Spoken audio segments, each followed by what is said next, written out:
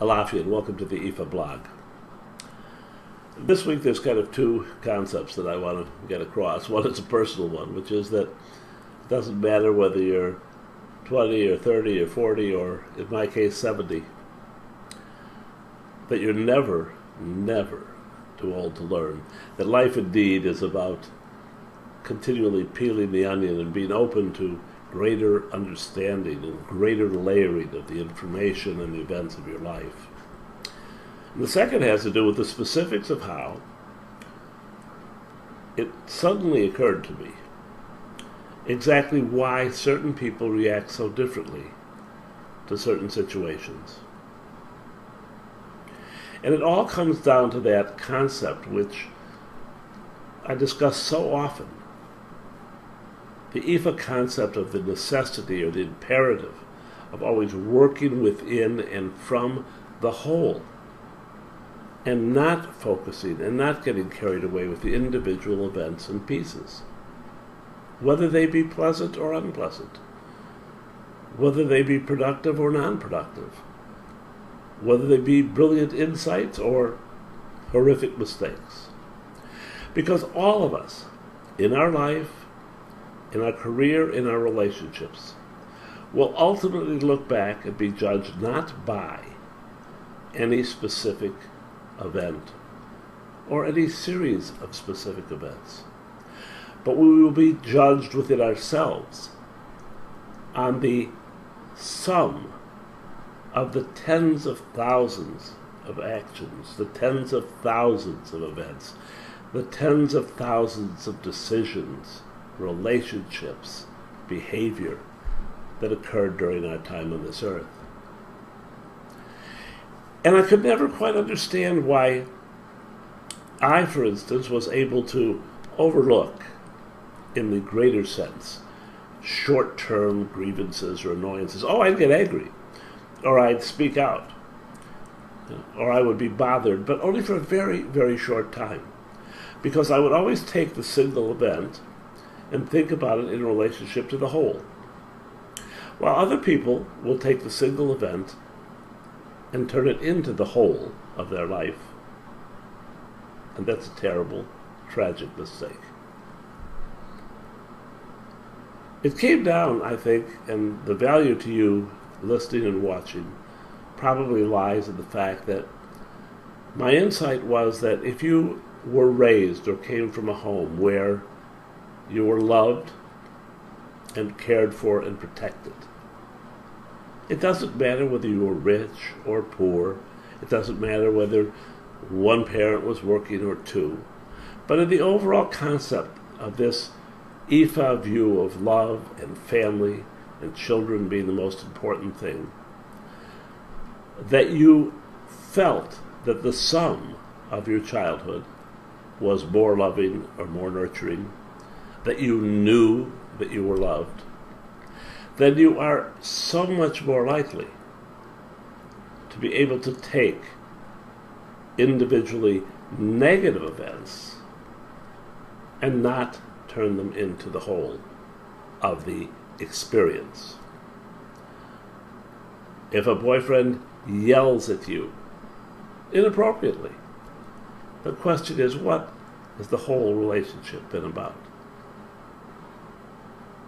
Is the sum and substance of it positive? If you have a bad business experience or a bad experience with a client or a boss or a fellow worker, does it color your entire perception of your job and your career or of humanity? Well, if you came from the kind of background that I was talking about, the enormous probability is that it won't. That yes, it will disturb you at the moment, but you will put that moment in its proper place. Just as you put the moment in the proper place if your parents got angry at you or if they spanked you in the days when spanking was still permissible for doing something wrong. Because the overall experience of a child in a healthy home is that they're loved, protected, and know they're loved and protected and encouraged. Okay, what about the people that weren't? What about people that came out of homes where the experience was not nurturing, where the love was either non-existent or perhaps twisted, where they had no sense of personal security and protection and nurturing. These people invariably take an individual thing and allow it to grow larger than it should, because they have no training, no imprinting, no experience in the beginning of their foundational growth to place these things in proper perspective, because their beginnings were 1, 2, 3, a series of never-ending, for the most part, negative experiences. So what do they do? How do they change? How do they put themselves back in the whole? And how do they begin to judge their relationships, their family, their careers, their community and relationships within it in a healthier way? Well, I think that's where Ifa really, really helps. I've always suggested and totally believe that emotions begin with values. And when you were raised with values that were non-existent or improper, you developed a certain set of emotions. When you were raised or nurtured with values that were proper, you were able to deal with things from that perspective.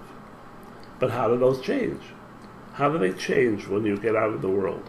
And particularly if you come from that non-nurturing place. Well, Ifa can help you change that. Because the essence of Ifa, not the way it's being practiced by most practitioners, priests, babalaos, Iyanifas, whatever, but by most, is not the way to do it.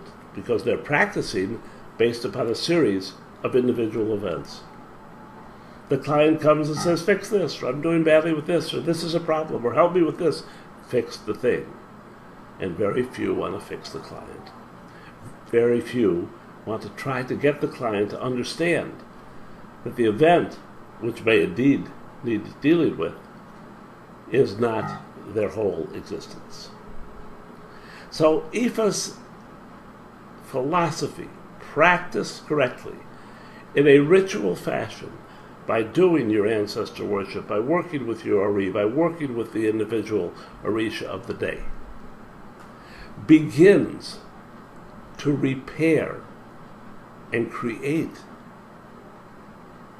the nurturing, foundational substance of a person's life.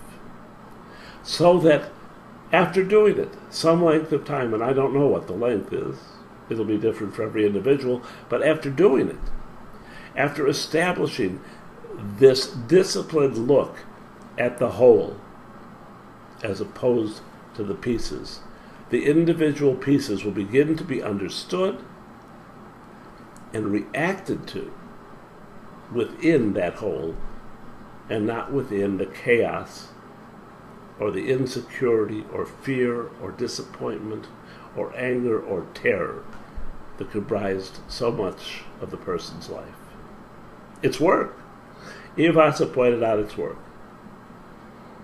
It's work not to behave badly, but it's more work not to punish yourself or others or your view of the world because of it. Until next time, love and blessings.